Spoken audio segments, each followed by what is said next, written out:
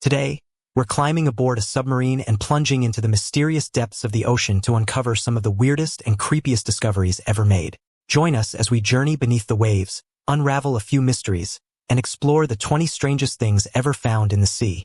Number 20. Titanic. The sinking of the Titanic is the most famous and retold story of disaster at sea. It's captured the imaginations of filmmakers and writers, as well as basically everyone else in the century since it happened. The sinking of the Titanic on April 15, 1912, sent shockwaves around the world. It was, at the time, the worst civil disaster at sea of all time, and the seemingly needless loss of 1,500 lives was truly shocking. The story of the Titanic still haunts us today, as we continue to make films and television shows that retell the story and seek out the secrets of the ill-fated ship. The Titanic was an extremely large passenger ship carrying 2,223 people on her maiden voyage.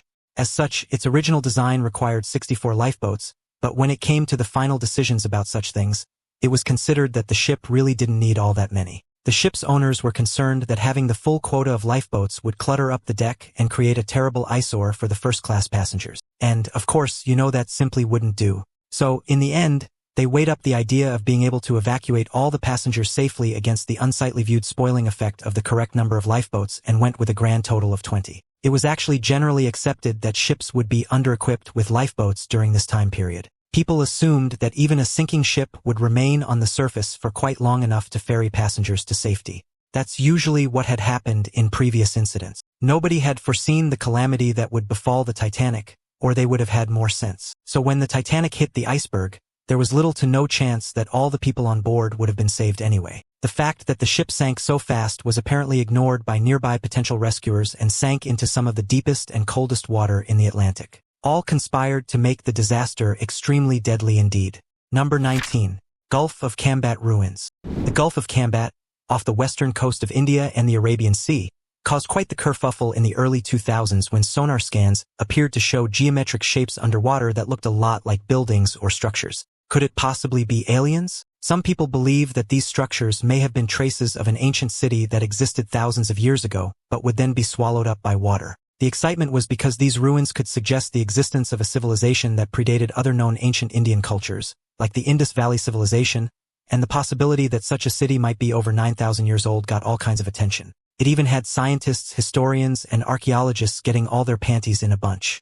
But despite all the thrills and the idea that some people had, that some of the rectangular blocks, straight lines, and symmetrical layouts looked all too neat and tidy to have been naturally created, not everyone agreed. Some marine archaeologists pointed out that underwater formations will sometimes look kind of artificial, even when they're shaped by natural processes like erosion, sediment movement, or coral growth. It was all ultimately a bit controversial, though, because the scientific research was released to the public before anyone had ever been able to have a proper look at it and had definitively not been verified as being official. Even though now there is a whole bunch of debate about whether this was a city or not. Number 18. Adam's Bridge. Adam's Bridge, which is also known as Rama's Bridge or Ram Setu, is a chain of limestone shoals that connects India and Sri Lanka across the shallow waters of the Palk Strait. It stretches about 30 miles from Rameswaram Island in southern India to Mannar Island in Sri Lanka, and from above it looks like a broken bridge in the sea, which is why it's often called a bridge, even though it's not built by humans, according to science. Most scientists would believe that Adam's Bridge is naturally formed and was probably made from sand, silt, and coral that had slowly built up over thousands of years. Geological studies reckon that the formation could be well over 7,000 years old. But it's also an important part of Hindu mythology. According to the Ramayana, an ancient Indian epic, Lord Rama built a bridge with the help of an army of monkeys to cross the sea and rescue his wife Sita from the demon king Ravana, who had taken her to Lanka. It seems likely, and as a result of this tale, many Hindus believe that Adam's Bridge is the same bridge that was described in the story, which is why it's often called Ram Setu. The name Adam's Bridge actually comes from an Islamic tradition. Some early texts would say that Adam, that would be the dude who is said to have been the first man according to Islamic, Christian, and Judaic beliefs, came down to earth in Sri Lanka and then walked across this bridge to reach India. But whatever your viewpoint may be, religious, geological, or otherwise, the area is a really important part of the ecosystem, which is essential to sea life within the region. Number 17.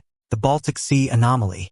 Oh, something circular and mysterious. It must be aliens. Always with the aliens and the circular oddities. I mean, really though, why is it that when anything circular or indeed symmetrical turns up unexpectedly, do we all just instantly assume it's aliens? Why would aliens be so into round things anyway? That is, at least, as big a mystery as anything else we've been wondering so far. The so-called Baltic Sea Anomaly, there's a catchy name if I've ever heard one, is a geographical feature that's only actually visible on some fairly indistinct sonar images that were taken by a Swedish diving team back in 2011. They were out there in the northern Baltic Sea, doing some treasure hunting, when they reviewed the images and concluded that what they had seen down there was an unusual object that they thought might have been non-natural in origin. The tabloids, never shy of a potential aliens headline, had a field day with intense speculation about it being a sunken UFO. But, of course, there is no way that it might be what the scientists have said, a boring old geological formation. Or, well, a big round rock. What do you think's going on here? Is it a clue to extraterrestrial life? Or is it something so much more pedestrian? Go on and get stuck in the comments down below. Number 16. Christ of the Abyss. Christ of the Abyss is a statue of cast bronze by Guido Galletti, which is submerged in the Mediterranean Sea near San Frutuoso, between the Italian Riviera resorts of Camogli and Portofino. I probably mispronounced a whole lot of things right there. It has long attracted tourists and divers, as well as the odd camera crew for seemingly endless documentaries in the most beautiful parts of the world. This particular 8-foot-tall Jesus has been standing in 56 feet of water since the summer of 1954. There are 3 other bronze statues from the same casting that are in Grenada and Florida in the United States, and both are positioned underwater with arms outstretched, providing an ethereal figure as the light from above shines down through the surface of the water. Now it's time for today's topic. In a discovery that has sent shockwaves through the scientific community, researchers in the Amazon rainforest have uncovered what may be the largest snake ever recorded, and it's still alive. The massive serpent, estimated to be over 100 feet long, was spotted deep within an uncharted section of the jungle, coiled near a riverbank. The snake's sheer size is beyond anything previously documented, with a body as thick as a tree trunk and scales that shimmer in the sunlight. The team, initially in the region to study rare plant species, stumbled upon the creature by accident. "We couldn't believe our eyes," one researcher said.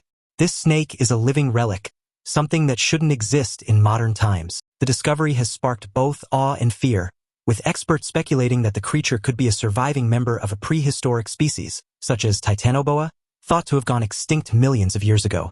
However, skeptics are questioning the footage, asking, is this a hoax, or could it really be the greatest discovery of our time? For now, the massive snake remains a mystery, hidden in the depths of the Amazon, leaving the world to wonder what other giants might still roam the earth. Number 15. The Cancun Underwater Museum. Created in the waters at the Cancun National Marine Park in Mexico, the MUSA, or Cancun Underwater Museum, is a collaborative effort by 5 Mexican sculptors and an artist called Jason DeCaires Taylor. This guy is responsible for other submerged galleries elsewhere in the world. The MUSA is apparently all about conserving the nearby coral reefs along the coast of this popular tourist destination. It's designed to offer diverse somewhere else to explore, so this underwater garden features a whole bunch of human figures in various poses and groupings. A total of 500 sculptures are then scattered across the seabed. The sea creatures of the area seem to have moved in and added much more colorful dimensions to the stone and concrete shapes, so that's a bit of a relief in this otherwise rather gray and weird landscape. Number 14. Gulf of Mexico Shipwrecks. While out testing underwater drone equipment in the Gulf of Mexico, a team from the National Oceanic and Atmospheric Administration, or NOAA, came across a previously undiscovered shipwreck from the 19th century. They had managed to capture lots of images of the wreck, and they did seem to poke about a bit. They have determined that the vessel was likely a schooner or a brig of about 124 feet. The remains of the hull are more or less intact, but the ship's rigging is all but vanished. As they looked more closely, it seemed to the researchers that many of the timbers appeared charred, and some of the fasteners had apparently been bent. They reckon that this was a strong indication the vessel may have been on fire when it sank. They say that it also explains a lack of personal items and other artifacts on board. Number 13. The Antiqua Mechanism. A trading ship sank off the coast of the island of Antiqua in the Mediterranean Sea during the first half of the 1st century BC. This wreck has proven to be the site of such enormous archaeological significance as it's revealed its secrets over the years. One such revelation was that of a mechanism that belies all previous understanding of how advanced the use of geared mechanisms actually was during this time. Until the discovery of the Antiqua mechanism, there had been no such discovery of any engineering that involved gears. In fact, it was not believed to have been in use until medieval cathedral clocks were built over 1,000 years later. The mechanical device is believed to have been used for calculating and displaying information about astronomical phenomena back in ancient Greece. This was obviously cutting-edge technology and is actually surprisingly sophisticated. It's been scanned, and the resulting radiographic imagery shows that there are 30 gear wheels that form part of the internal mechanism of the machine. So this may be difficult to explain in some respects, but only because historians had not yet discovered the true extent of the knowledge and skills of ancient people. It may just add as much mystery to the matter as it explains. Number 12. Hot tub of despair. Now, in general, the idea of a jacuzzi conjures up images of a warm and bubbly sort of bath designed for relaxing, so the jacuzzi of despair sounds somewhat less appealing. This is actually an underwater lake that's located about 3,300 feet below the surface of the Gulf of Mexico. It's not a place to go and investigate, though. The water is insanely salty, hot, and contains dissolved methane, which is apparently incredibly deadly. Who knew?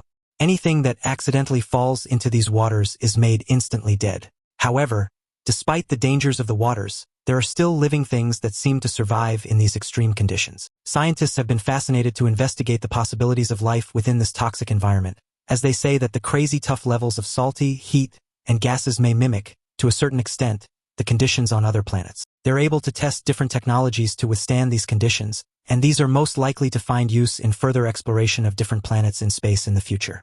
In addition to all that usefulness, they're also keen to see just what survives and how, as they look towards the possible acidification of the world's oceans. What a fun one. Number 11. The Ruins of Dvarka. The ruins of Dvarka lie beneath the waters off the coast of present-day Dvarka city in India, and the site has gotten a lot of people quite excited indeed because it is believed to be linked to ancient legends, especially the story of Lord Krishna. According to the stories, Dvarka was once a fabulous city that was built by Krishna himself, but upon his death it was said that it sank into the sea. In the 80s and 90s, marine archaeologists from the National Institute of Oceanography began an exploration of the area, where they soon discovered stone structures, walls, and what looked to be foundations of buildings about 3 to 10 meters below the surface of the Arabian Sea. There was also a whole lot of the stuff that you would expect to find in a settlement like pottery and carved objects, and it's thought that it could date back to about 3,000 years, not quite as ancient as Krishna's Dvarka, which was supposedly about 5,000 years old. So, although the most excitement was over the possibility that the site was the mythical Dvarka of the ancient legends, researchers have not found any real evidence that this was the case. There were definitely people living here in the ancient past, whether they matched the scripture or the myth or the religious ideas or not. Number 10. Cuban underwater city. Well, here we are with a discovery of none other than the lost city of Atlantis. That's very curious indeed, especially since that still seems to remain a mysterious and largely mythical place. This is the discovery that was made all the way back in 2001 by a couple named Pauline Zalitsky and Paul Weinsweig in the waters around Cuba. The goal had been to find the many shipwrecks from the Spanish colonial era that were apparently stuffed full of treasure, but what they discovered allegedly was something that some people thought looked as though it may have been a city under the sea. But this is only documented by a couple of really janky and unverified websites. What do you think of all those pointy-looking things in the pyramid-like structures? Could this actually be Atlantis? Probably not, but let me know down in the comments anyway. Number 9. The Biminy Road. Although there may be no known explanation for this underwater discovery, it seems to most of the people that have never dived there that the so-called Biminy Road is the work of humans at some point in history. Just when it was made or indeed why it was constructed are things that may never be answered. But does anyone actually care? Or is this particular mystery the preserve of rock bothers and Bimini diving instructors? The Biminy Road is an underwater arrangement of rocks that is located near North Bimini in the Bahamas. It is a half-mile-long structure, apparently built from rectangularish blocks of limestone. It sits about 18 feet beneath the surface and doesn't appear to have any obvious human-built sorts of things in its immediate vicinity. So it's kind of a weird one. When the random rock was first discovered by divers in 1968, it had everyone scratching their noggins in puzzlement. But since then, not a whole lot has changed. They all seem to continue to mill about being entirely confused by the whole thing. It is a tricky one to work out, but don't go straining yourself now, will you? Number 8. Lake Michigan Stonehenge. Well, this is exciting, not to mention really rather weird. And whether it can be explained or not, well, that remains to be seen. Archaeologists were busy scanning the vast underneath of the waters of Lake Michigan, looking for shipwrecks, but they came across something distinctly unusual and much older. While using remote sensing techniques in the Grand Traverse Bay area of Lake Michigan at about 40 feet below the surface, they discovered a big boulder with a prehistoric carving that appears to depict a mastodon, which is generally a woolly mammoth. And then nearby to that exciting discovery, they found a series of stones that had seemingly been arranged in a kind of Stonehenge style. This bunch of old prehistoric rocks was nestled in amongst the regular old detritus of the lake, the old cars and wrecks, and randomly a Civil War era pier. But there hiding in this wreckage was an archaeological gem. Apparently, tell me if I'm wrong though, And yes, I know it's underwater, but this is lacking some of Stonehenge's enormous and imposing swagger, right? I mean, how big is it even? I expect a little more from my prehistoric monolith. Number 7. The Yanaguni Monument. It's kind of surprising just how many cities in history have fallen foul of the unpredictable waterline and then found themselves submerged in the rising waters of the sea. It seems as though every country has one, and this one is Japan's. There is a submerged ancient city in the waters in Japan, and it's believed that this city was submerged about 2,000 years ago when an earthquake struck the area and then sank the city. A marine geologist with a crazy name has been methodically measuring and documenting the ancient remains for over 15 years and has been deepening his understanding of the site itself. He now believes that the city is 5,000 years old and contains numerous structures, which are, as he says, proof of a civilization that had once lived there. But apparently not everyone in the marine archaeology community is inclined to believe that this was the case. Some have even put forward theories that this is an entirely natural structure and has no evidence that humans built any of it whatsoever. So, there are two rather opposing views and a whole boatload of controversy. That's what makes a more juicy lost city story anyway now, isn't it? But what do you think? Is it a city or a naturally formed phenomenon? Let me know your thoughts in the comments down below. Number 6. Underwater circles. Well, UFO bothers around the world are particularly fond of placing crop circles in the category of alien creations, and good for them. But what if those crop circles, or things that look a bit like them anyway, are occurring under the sea? Well, it looks extremely spooky, and given the fact that we know virtually nothing about what's actually going on in most of the world's oceans, it's no small wonder that some people looked at these patterns and figured that it was aliens. Well, sorry to poop that party, but these patterns are the product of puffer fish. Try saying that without your teeth in. These underwater patterns were discovered by a photographer who was completely mystified by the shapes that he dubbed mystery circles, despite having spent 50 years exploring the depths of the ocean. He had never seen anything like this before. And so, he decided to do further investigation, where this time, with a proper camera crew, what they discovered was completely amazing. These circular patterns were not, and I'm sorry about this for all of you believers, the work of aliens, but rather the result of tireless toiling of one very small fish. The small male Japanese puffer fish had apparently been spending his days making circular ridge shapes all over the ocean floor by using only his flapping fin. It was no accidental work of art, though. The little fish would deliberately gather up shells, bring them to the pattern, and then break them, scattering the fragments along the inner ridge circle. These artworks were created with the usual intentions of most male creatures, in order to attract the ladies and entice them to mate with them and lay their eggs in the center. The circle shape was to draw the attention of the female fish. Apparently, the more intricate the pattern, the more popular the male fish proved to be. And there you go, it just takes a little bit of circular action to get the ladies going. Number 5. Neptune Memorial Reef. And now for something completely different. This time, we're in the sea about 3 miles off the coast of Key Biscayne in Florida, and we're surrounded by dead people. Sounds creepy, and it kind of is, but it's also kind of cool. As you swim through the site, you'll spot statues of lions, dolphins, and even a replica of the lost city's gates, all encrusted with colorful sea life. Schools of fish dart between the memorials, and sometimes curious sea turtles glide by, making the whole place feel like a surreal underwater garden. Some divers have even reported seeing octopuses hiding inside the hollow sculptures, as if the ocean's creatures have claimed the memorial as their own. The whole experience is equal parts eerie and enchanting, a blend of remembrance and marine wonder. This is the Neptune Memorial, an underwater cemetery, and there are apparently the remains of 125,000 people in the place. But they are not actually buried here. Rather, they've been cremated, and then their ashes were mixed with the concrete and formed into sculptures of shells, starfish, coral, and other Atlantis-style stuff. Each one weighing about 10 pounds, it's complete with a copper and bronze memorial plaque which displays the deceased person's name, date of birth, and death. These are then used to build the underwater Atlantis features. It was not an easy thing to achieve, this particular burial ground, and there are a whole lot of laws and red tape to do with where and how you're allowed to bury dead people or even their ashes. You can't just go starting up your own cemetery in any old place. Ultimately, the Neptune Memorial wound up being placed in international waters, about 40 feet below the surface. People can visit their loved ones at the cemetery, and diving is permitted. If being turned into a concrete starfish and becoming part of a unique underwater Atlantis memorial reef is your particular final wish, well, it only costs Abu $2,600 for a standard placement. What a fun one. I'm so glad we all turned up for school today. Number 4. Lacus de Mal Peak. Lacus de Mal Peak is a memorial that can be found beneath the sea, off the coast of the Canary Islands, beside the island of La Palma.